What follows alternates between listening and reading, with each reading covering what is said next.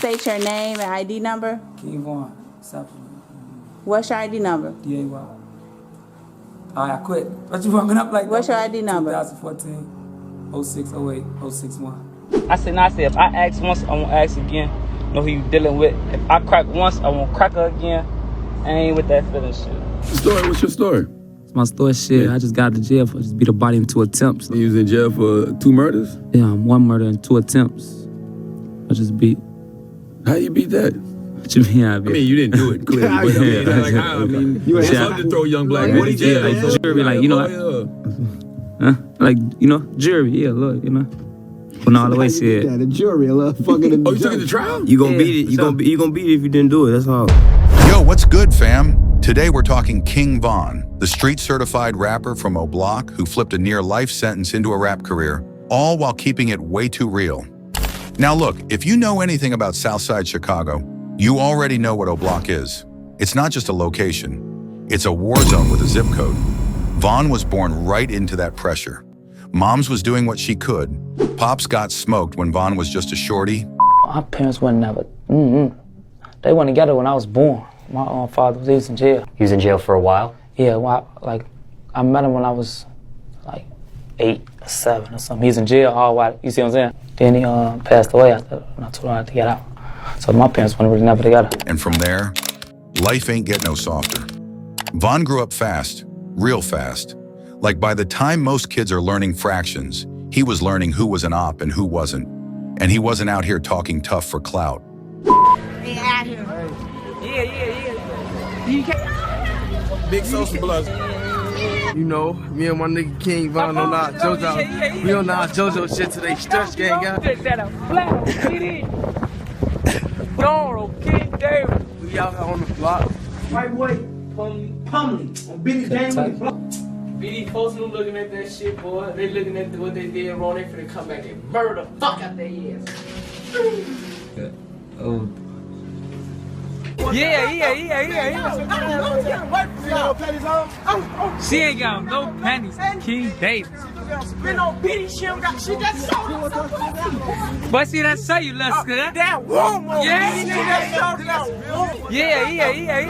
Hit that shit, bro. Beat hit that shit, bro. Bro, I'm not with all that bubble shit. I killed you, man. Come on, man. Nah, folks in the streets really knew who Von was.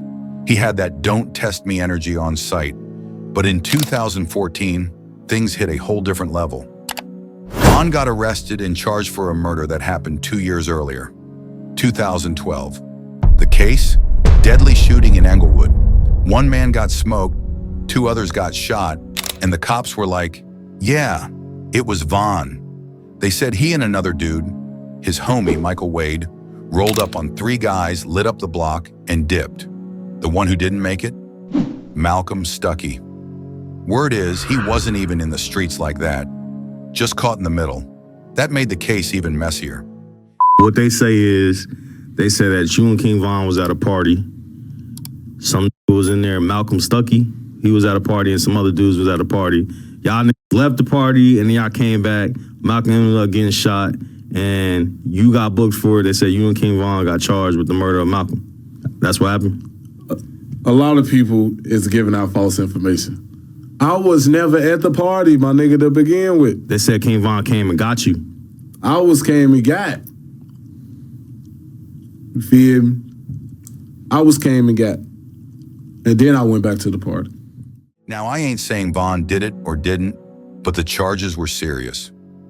Real talk, if that case stuck, Von was looking at life. Not sit down and think about what you did time. I'm talking throw away the key type time.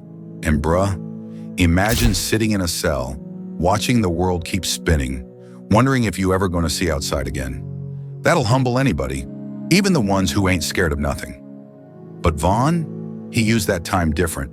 While some dudes in jail busy doing push-ups or fake jail tattoos, Von was plotting, writing, thinking, turning that pain into fuel.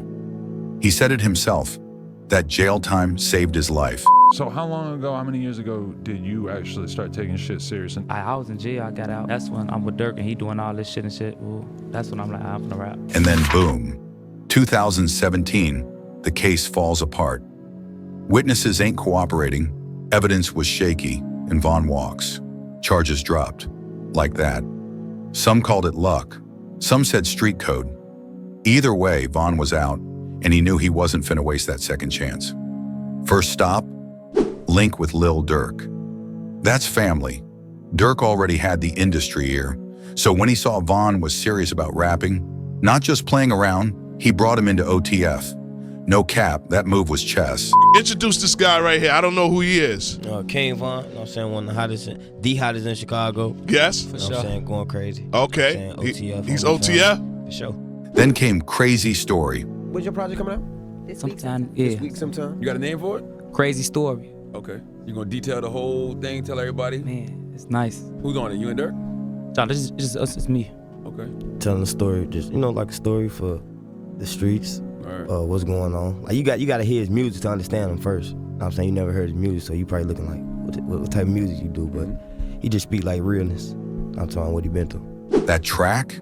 Man, it spread like gossip at a family cookout. Everybody and their cousin was bumping that. The storytelling was wild. Like bruh turned a shootout into a bedtime story. You could picture it playing out in your head. Him sliding on ops, ducking charges, staying 10 toes, straight movie vibes, and Vaughn, he wasn't just rapping, he was reporting from the front lines. Took her to the O, 3 a.m., how it go. Every track felt like a confession with a beat. Now don't get it twisted. Vaughn was still Vaughn. Even with the fame, he kept one foot in the streets. That's what made him so raw, but also kept him in danger. In 2019, Vaughn and Durk caught another case in ATL. Armed robbery and attempted murder.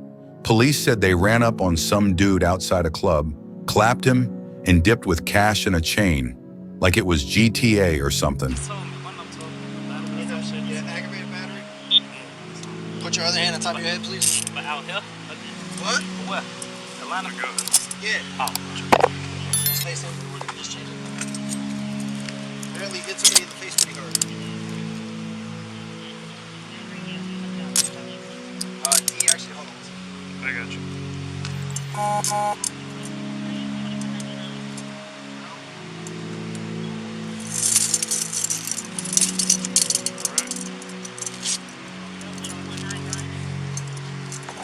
Alright, I won't tell you to put your chest on because it's going to be hot, but just face the truck real quick. You have anything hidden in your shoes in any fashion? Sweet, you already got the warrants. Bro, Vaughn was really living what half these rappers lie about. But even with that case hanging over him, Vaughn stayed in the booth. And in 2020, he dropped Welcome to a Block. That album? A whole diary of survival. The man was evolving. The beats were cleaner, the bars were tighter, and you could feel that hunger in every line. It looked like Vaughn was finally turning the corner, from the block to Billboard. But the streets, man, they always collect. November 6th, 2020. Vaughn gets into a fight outside a hookah lounge in Atlanta. One thing leads to another, shots pop off.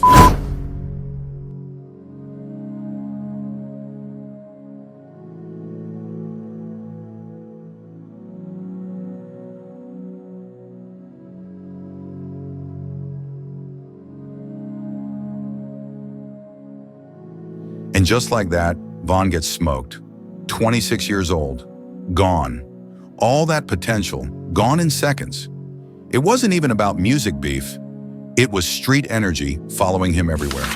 You can take the man out the block, but it's hard to take the block out the man. I wish I never grew up in the projects. I wish I wish my mama had some money when I was a lot of shit, if I could wish a lot of shit would be different, but it just happened like that. Like say your brother get killed or somebody get killed. It just happened like that. What you gonna do? But here's what's wild. Vaughn made more impact in 2 years than some rappers do in 10. Not because he had the biggest label or the flashiest chains. It was because he was real. He didn't just tell stories, he lived them. Every lyric came from experience, not imagination. And yeah, he was far from perfect, but he never pretended to be. That's what made him so relatable to fans who came from that same struggle. So when you hear Vaughn's tracks now, it hits different. It's not just music, it's a message. A reminder that if you got one shot to flip your life, you better take it and protect it. Rest in peace to King Von. He was the voice of a block, a survivor of the system, and a legend in the making. Gone too soon, but never forgotten. Don't forget to like, subscribe, and stay tuned for more deep dives into celebrity crime stories. I can't do it, so it's a man game. I can't. Damn. It's a man thing. Like if I think like I can do 40, I can do 35. But I think I can do 30, so I can do